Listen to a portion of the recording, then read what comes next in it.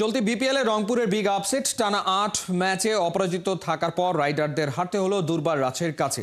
সাগরিকায় রাজশাহীর ঘুরে দাঁড়ানোর দিনে কাজে দেয়নি সোহান সাইফদের 40+ ইনিংস। রাজশাহী ম্যাচ জেতে 24 রানে। বিস্তারিত পার্থ বণিকের রিপোর্টে। ১৯ বলে দরকার ৪৫ রান। নো টেনশন, রংপুরের আছে নুরুল হাসান সোহান। শেষ ওভারে যেমন বরিশালকে কাঁদিয়েছিলেন, এবারও তেমনটাই করবেন।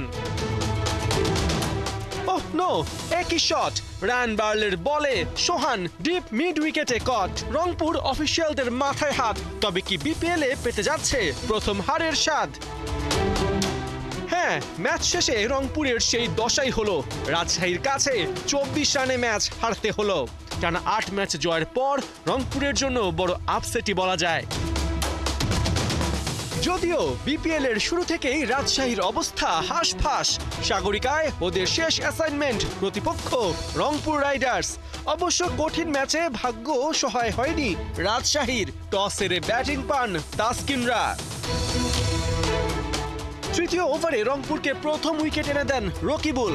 ১৯ রানে হারিসকে ফেরান ড্রেসিং রুম। চতুর্থ উইকেটে বিজয় রাব্বি করেন বরিশালের সবচেয়ে বড় জুটি।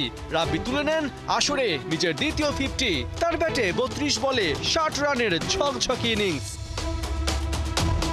শেষ পর্যন্ত ডেথ ওভারের স্লো ব্যাটিংয়ে শেষ ৫ ওভারে আসে মাত্র ২৭ রান। রাজশাহীর সংগ্রহ দাঁড়ায় ৯ উইকেটে ১৭০।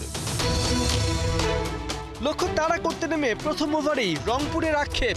বিনা রানে ইরফান শুক্কুরের উইকেট তুলে নেন তাসকিন আহমেদ।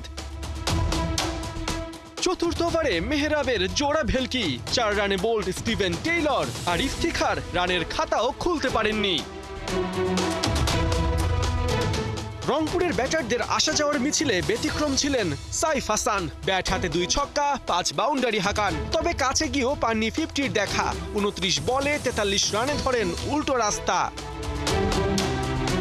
শেষ পর্যন্ত সোহান ৪১ রানে ফিরলে রংপুরের শেষ আশাটুকুও মাটি চাপা পড়ে। রাজশাহী ম্যাচ জিতে নেয় ২৪ রানে। পার্থ বণিক, ৭১।